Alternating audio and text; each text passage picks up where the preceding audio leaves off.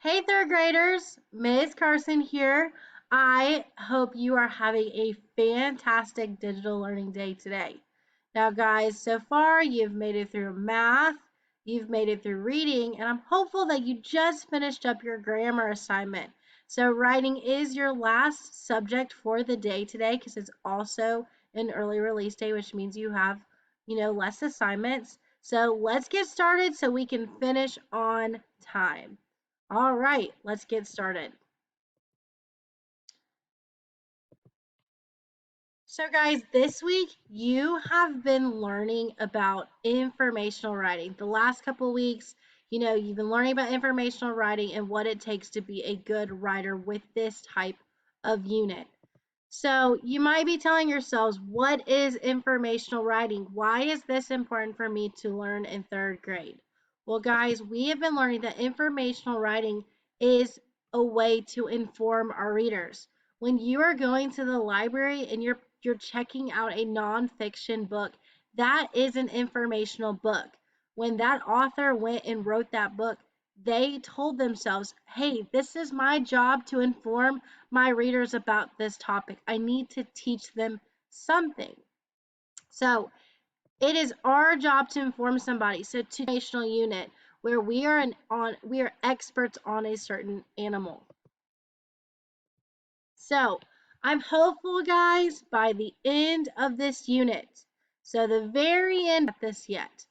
But I am super hopeful by the end of this unit, if someone were to walk up to you and say, for instance, say you're being an expert on a crocodile or say you're an expert on a flamingo, I'm hopeful that if somebody asks you a question about your animal, you are ready to tell and inform them about their answer and about, kind of their question they had.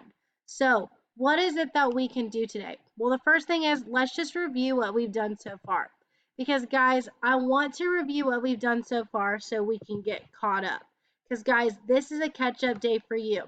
Today, I do not want to teach you anything brand new for our informational writing. I want to give you time to really focus on, is what I have so far on the discussion board, um, is that my best work?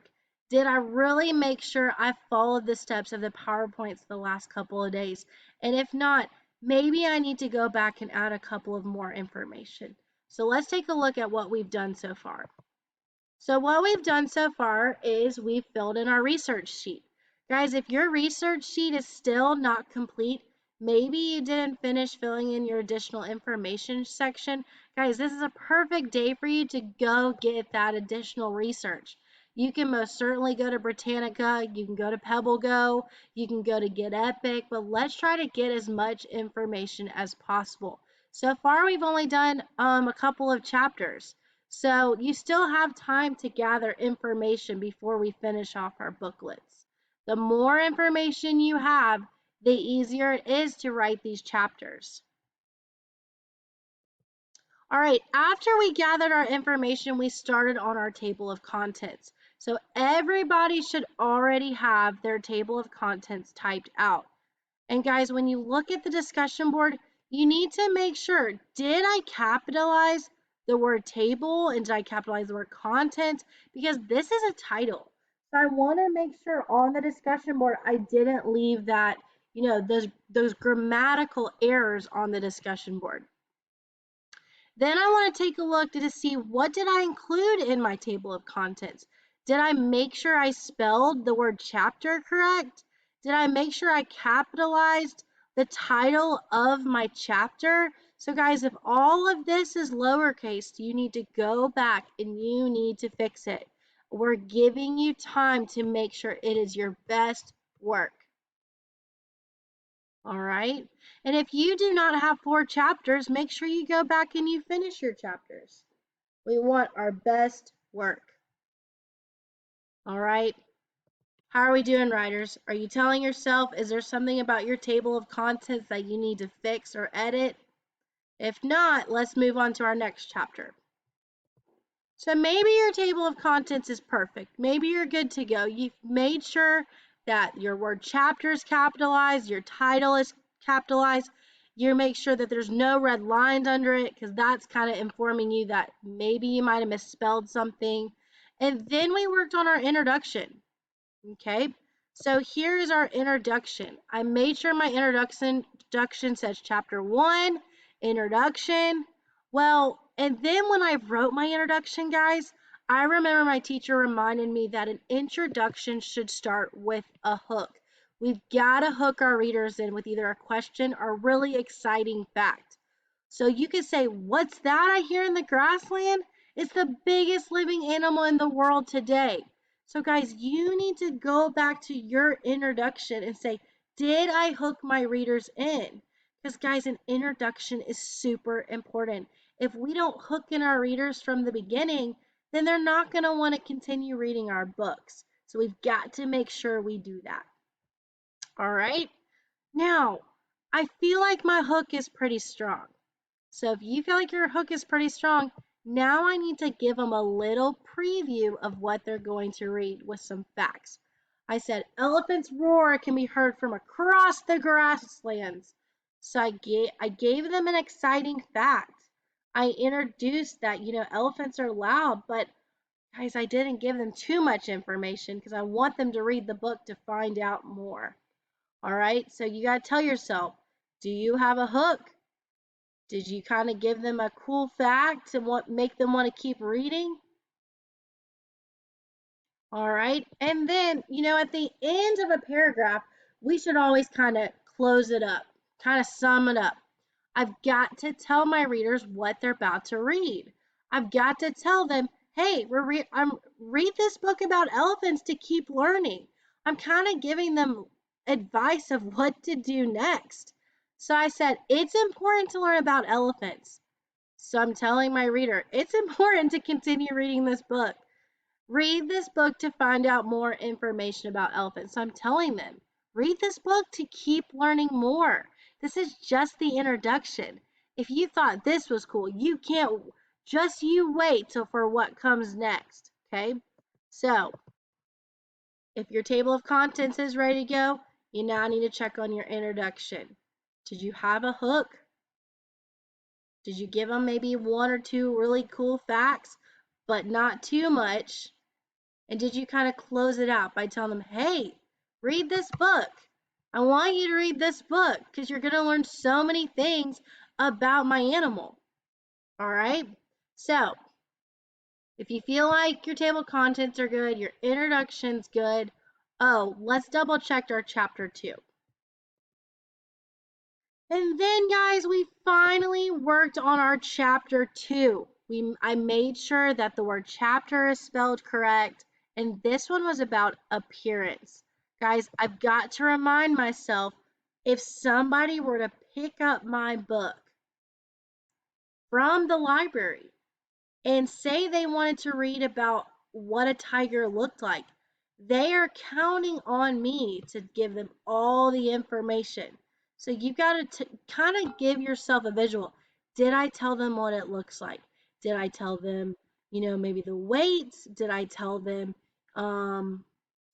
if they're furry? Did I tell them if they got scales? Did I tell them if they got feathers? Did I give them enough information that they know exactly what my animal looks like? Maybe how tall it is. All right, so let's take a look at what we did. So I started out with kind of like an introduction kind of like a lead into talking about the appearance of the elephants. I said, elephants are the largest land animals on earth, and they're one of the most unique looking animals. So I put that word, they're the most unique looking animals, because that's going to lead into what I'm doing next. So you could say, if you're doing octopuses, you could say octopuses are the most unique underwater creature there is. Some way to kind of introduce that appearance. All right, then looking at the next section, I then told them real simple, real easy. What did the research tell me it looked like? I said, when looking at an elephant, you will find a long nose, large floppy ears, wide and thick legs, And I also told them two different types because sometimes they look different based on the type of elephant they are. I said there are the Asian elephants and there are some African elephants. Okay, so are you currently thinking about what you wrote on your discussion board while I'm talking? Good.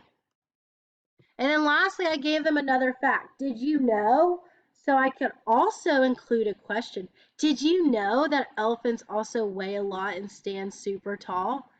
And then I told you how much they weigh. And then I finished off kind of closing it up. Elephant's appearance is so unique that there's no other animal with similar characteristics. So I closed it out.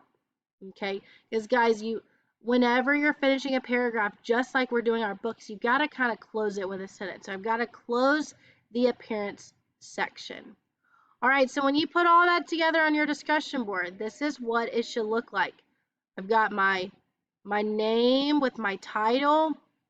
I've got my table of contents that's bolded, underlined.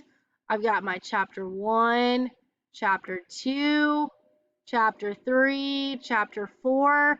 I make sure I have the word chapter 1. I gave it some space to show my readers the different chapters. It's nice and organized. Miss Carson doesn't see any red lines showing she's misspelled something. Please, please, please make sure that the first word of a sentence is capitalized. If yours is not, please go edit it. Okay?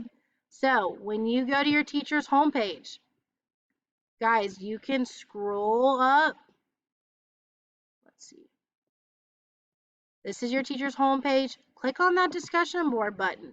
If you want to find your discussion board a lot quicker, you might need to scroll down to find where it says, let's see, animal information booklet. Click it, find your name.